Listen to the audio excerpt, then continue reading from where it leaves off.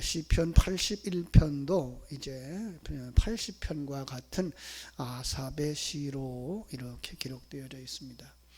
아삽의 후손들이 지은 시라 이렇게 보자 그랬죠. 80편에서는 이제 대적을 물리쳐 주시기를 기도한 것이라면, 이 81편은 그 응답의 조건이죠. 바로 이스라엘 백성들이 하나님의 말씀에 순종해야 된다라고 말씀하고 있는 거죠. 그러면 순종하면 내가 복을 주겠다 이렇게 약속을 하고 있는 거죠. 이 배경을 우리는 잘 알 수가 없어요. 그런데 12절의 말씀을 그 예레미야 7장 24절과 이렇게 대조하시는 학자들이 있더라고요. 그래서 그때 바로 아직도 성전이 파괴되지 아니한 그러한 때라고 이렇게 보고 있고요. 그래서 요시야 왕 때쯤 기록한 시가 아니겠는가 이렇게 볼 수가 있다 그래요.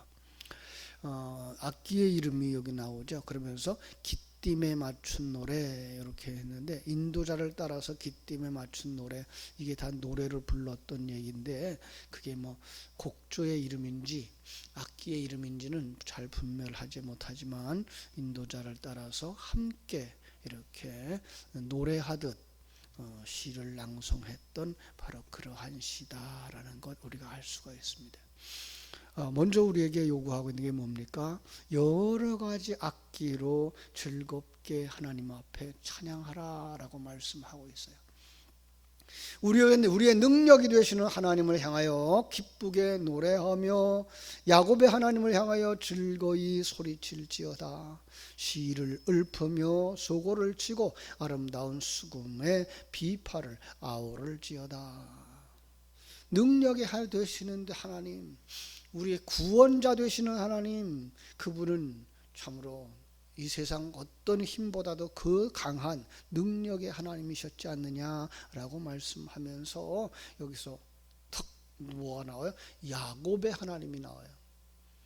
야곱은 이스라엘의 그 조상이죠.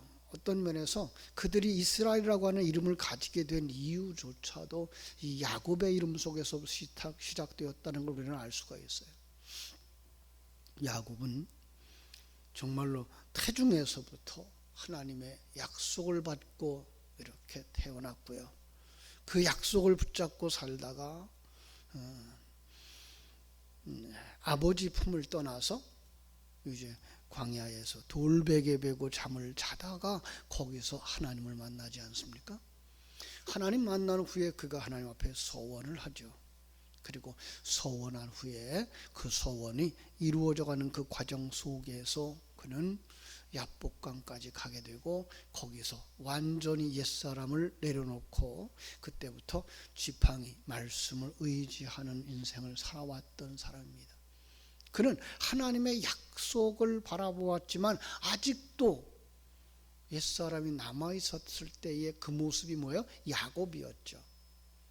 그래서 환도뼈를 치고서 하나님이 뭐라고 말씀하셔요? 이제 너를 야곱이라 하지 아니하고 이스라엘이라 하리라 이렇게 말씀하셨죠. 바로 이스라엘은 그때 주어진 이름이에요. 그리고 민족이 그때 이름을 이제 칭송하게 되어진 거죠. 다시 말하면 그게가 그들의 전환점이 되어졌다라는 거죠. 오늘 이 시편의 배경이 바로 거기에 있는 거예요. 전환점 되시는 하나님.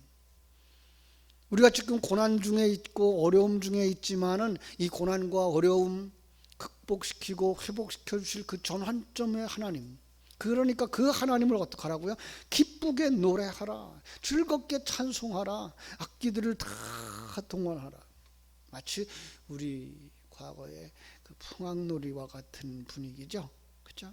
장구 치고 북치고 꽹과리 치는 이런 모습들을 여기서 이렇게 이야기합니다. 이런 악기들은 언제 이렇게 사용했는가 보니까요. 그 전쟁에서 승리하고 그 개선 장군들이 돌아올 때 그 악기를 사용하면서 돌아왔더라고요. 그런가 하면 하나님의 언약궤를 움직일 때에 그들은 악기를 이렇게 사용했던 것을 볼 수가 있습니다. 이런 그 전환점을 주시는 하나님, 구원의 하나님, 이걸 하나님께서는 이스라엘 백성들에게 이렇게 기억나도록 하신 거예요. 지금 벌써 언제적 이야기입니까?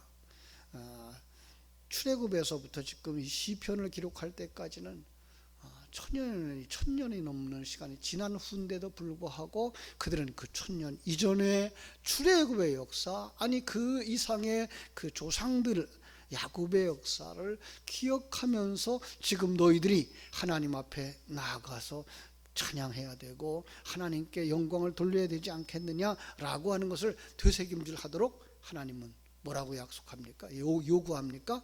2절에서 초하루와 보름과 우리의 명절에 나팔을 불어라 라고 말씀하고 있어요. 유대인들의 풍속이 나팔을 불어서 절기를 알리고 있는 거죠. 비파를 연주하면서 찬송하는데 나팔로 반주하는 것이 아니고 절기가 되었다고 하는 것을 나팔을 불어서 알리는 거예요. 그것을 매월 초하루에 그렇게 했고 보름에 그렇게 했다라고 이야기를 하고 있는 것을 볼 수가 있습니다. 뿐만 아니라 절기라는 거죠. 그것이 그래서 3절은 말하죠. 이는 이스라엘의 율례요 야곱의 하나님의 규례다 이렇게 말씀하고 있는 거예요. 5절은요. 그래서 하나님께서 그들에게 이러한 절기를 너에게 주었다라고 말씀하는데 하나님의 애굽 땅을 치러 나가시던 때에 언제죠? 바로 출애굽의 시작이죠. 6월절 절기의 시작이라는 뜻인 거죠. 애굽 지배의 장자들을 치시러 나가는 때에 이런 의미인 거죠. 하나님은 바로 자기 백성들을 위해서 이렇게 동원하실 때 능력으로 임하셨고 은혜로 임하셨다는 거죠. 반면에 그 백성들은 어떻게 했습니까? 그 절기에 6월절에 그들은 양의 피를 바르고 그 울타리 안에서는 집 안에서는 양의 고기를 먹었어요. 그로 말미암아 죽음의 사자가 넘어가는 절기 6월절이 된 거죠. 그 6월절을 그들은 지킬 때마다 뭘 생각해요? 출애굽을 생각하는 거죠. 구원을 생각하는 거죠. 그 처음 하나님께서 그들에게 이렇게 출애굽을 주실 땐 그들이 알지 못하던 소리를 들었다라고 말하고 있는 거예요. 그죠? 알지 못하던 소리, 이해가 되지 않았던 소리 이렇게 생각하면 좋겠어요. 어떤 내용이었는지 6절 7절이 말합니다. 이르시되 내가 그의 어깨에서 짐을 벗기고 그의 손에서 광주리를 놓게 하였도다. 내가 고난 중에 부르짖음에 내가 너를 건졌고 우레소리의 은밀한 곳에서 내게 응답하며 무리바 물가에서 너를 시험하였도다. 이 얘기를 쭉 봅니다. 바로 그것은 그들에게 주셨던 약속이에요. 그들은 노예로 생활하고 한 번도 그 지역을 떠나보지 못하고 400여 년을 거기에 묶여서 살았던 인생이었는데 그들에게서 어깨에 짐을 벗겨주겠다. 그죠? 그리고 내가 너를 건져주겠다. 무리바 물가로 인도하겠다. 이렇게 약속하니까 그들은 이게 무슨 소리야? 우리는 고센 땅을 떠나본 적이 없는데 애굽의 그 울타리를 벗어나 본 적이 없는데 그런데 하나님께서 어떻게 하셔요? 그들의 어깨에서 벽돌을 전하들은 고역에서 그들을 건져주셔요. 그죠? 정말로 하나님이 그 인도하셨던 그들의 삶, 우레소리 나는 곳, 그건 뭐예요? 신의 산이죠. 하나님의 언약의 말씀을 주시는 신의 산. 그런데 그들의 삶 광야길에서는 어떻게 되죠? 하나님이 만나와 그죠? 그 생수를 가지고 그들을 시험하였다 이렇게 하고 있어요. 왜 하나님은 시험을 하셨을까요? 출애굽한 그들은 하나님이 택한 백성이지만 전체적인 그림 속에서 보면 어떤 모습이라고요? 우리의 옛 모습이라고요. 옛사람의 모습이라고요. 그래서 하나님은 그들을 광야길에서 시험하시죠. 시험하면 전체 성경의 분위기로 보면 시험에 넘어지는 사람이 있고 시험을 이기는 자가 있죠. 그걸 딛고 나오는 사람들이 있어요. 이스라엘 백성들은 광야에서 시험에 넘어지고 쓰러지고 죽은 자로 등장한다면 마태복음 4장에 예수님은 시험을 이기는 자로 나오죠. 그렇죠? 예수 안에 있는 자들은 어떻게 돼요? 시험에 이긴다라는 그런 의미를 여기다 딱 담아주는 거죠. 그렇습니다. 그래서 광야에서 옛사람을 상징하는 이 출애굽 1세대는 다 생명을 잃습니다. 여호수아와 갈렙을 제외한 나머지는 다 죽고, 믿음의 상징인 여호수아와 갈렙 그리고 그 광야에서 태어난 2세대가 가나안 땅에 들어갔던 것을 기억합니다. 여기서 뭘 얘기하고 있는 거예요? 너희들도 이 시험을 통과하는 자가 되거라 라고 말씀하시는 거예요. 그런데 그 시험을 통과하는 비결이 뭡니까? 8절부터 이야기하는 거예요. 8절 뭐라 그래요? 내 백성아 들으라, 내가 내게 증언하리라. 이스라엘이여 내게 듣기를 원하노라. 들으라, 이 말은 뭐예요? 그냥 귀로 듣기만 하라는 말이 아니라 순종하라 라는 말이죠. 말씀을 듣는 것이 우선이고요, 그 말씀 들은 다음에 순종하는 사람들이 되어져야 하는 거죠. 그렇죠? 순종한다는 말은 그 말씀을 주신 자 하나님에 대한 경외죠. 하나님에 대한 신뢰고요, 그 하나님에 대한 영광인 거죠. 다른 말로 말하면 우상 숭배하지 않고 오직 하나님만 섬기는 거예요. 그래서 이제 9절이 말합니다. 너희 중에 다른 신을 두지 말며 이방 신에게 절하지 마라. 너희 중심에 이제 하나님이 너희의 삶의 왕인 것을 믿고 살아.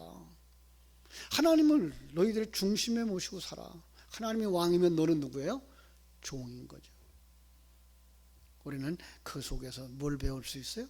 우리는 청지기로구나 라는 것을 이제 깨달아 알게 되는 거죠. 그 삶을 살 때 하나님께서 이렇게 말씀하셔요. 10절, 나는 너를 애굽 땅에서 인도하여 낸 여호와 네 하나님이니 네 입을 크게 열라 내가 채우리라. 하나님께서 그렇게 말씀하셔요. 하나님만 섬겨야 될 이유가 여기 있는 거예요. 하나님 안에 모두가 다 있는 거예요. 그 하나님께 구하면 하나님께서 채워주시겠다라고 말씀하시는 거예요. 그렇죠? 그러나 너희들이 우상 숭배하면 어떻게 된다고요? 망한다. 지금 그들은 가나안 땅에 들어가서 가나안 족속들이 섬기던 우상 숭배에 깊이 빠지거든요. 자꾸만. 계속 성경은 말하죠. 야, 그건 사람들이 만든 거야. 그건 입을 만들었어도, 입이 있어도 말을 하지 못하고 눈이 있어도 보지 못하는 존재야. 그건 아무 소용없어. 그 자기를 구원하지도 못해. 그러나 하나님은 전능자요, 너희들을 구원하는 자. 그러니 너희들이 그에게 구하라. 그죠? 입을 크게 열라. 그러면 채우리라. 어제도 이렇게 그 김상숙 권사님입니까? 이름이 간증을 들으셨잖아요.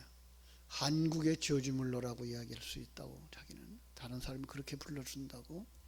그가 행하는 모든 일 속에서 하나님 앞에 구하고, 그런데 그분이 강조했던 건 그 구하는 것보다 앞서서 그는 하나님의 말씀 가운데 들어갔다라고 말씀하고 있어요. 조지 물러가 그랬다는 거죠. 조지 물러가 성경을 200번을 읽었대요. 자기도 그렇게 했다고. 그랬더니 그 말씀 속에서 하나님의 인도하심을 받게 됐고 하나님의 공급하심을 받게 돼서 지금 자기들의 그 선교단체는 어떤 통장을 가지고 있지도 않은데 큰 일들을 감당하고 20년의 역사 속에서 수없이 많은 하나님의 기적을 체험하고 공급하심을 이렇게 체험했다고. 시간이 없어 이야기를 못하다 하고 내려가시는 그런 모습을 보면서 오늘 우리들이 다시 한번 하나님 앞에 가까이 나아가 부르짖어 입을 크게 여는 이러한 은혜를 누려야 되지 않겠나라고 생각을 하게 됩니다. 11절로 6절은 다시 한번 강조합니다. 순종하라. 내 백성이 내 소리를 듣지 아니하며 이스라엘의 나를 원하지 아니하였도다. 이것은 책망을 들을 수밖에 없고 지금 고난을 당할 수밖에 없는 이유죠. 그들이 완악하기 때문에 나는 그들을 그대로 내버려 두었다라고 말씀하고 있어요. 근데 그걸로 끝나지 않습니다. 13절 보십시오.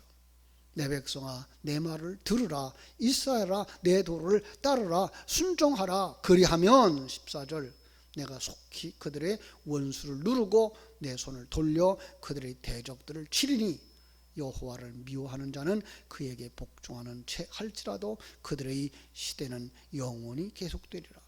또 내가 기름진 밀을 그들에게 먹이며 반석에서 나오는 꿀로 너를 만족하게 하리라 라고 말씀합니다. 하나님을 경외하는 자, 하나님을 가까이 하는 자, 하나님에게 부르짖어 기도하는 자들에게 이렇게 응답해 주셔서 여기에 그들이 광야에서 만나를 먹었던 것을 뭐라고 얘기해요? 기름진 밀로 채운다, 먹인다. 반석에서 나왔던 생수를 뭐라고 표현하고 있어요? 꿀로 너희들을 만족하게 할 것이다. 영혼을 만족하게 하시며 우리의 삶을 만족하게 해줄 것을 바라다 보고 하나님 앞에 더 가까이 하나님 앞에 부르짖어 기도하는 우리 성도님들 되시기를 주님의 이름으로 축원합니다. 기도하겠습니다. 아버지 우리 하나님 크신 은혜와 사랑을 감사하옵고 감사합니다. 참 고난 중에 있습니까? 오늘 이스라엘 백성들이 당했던 그 고난보다 더합니까? 아버지 그 고난 중에서 하나님께서는 계속해서 이렇게 약속의 말씀을 주셨습니다. 너희들이 하나님을 찾아라.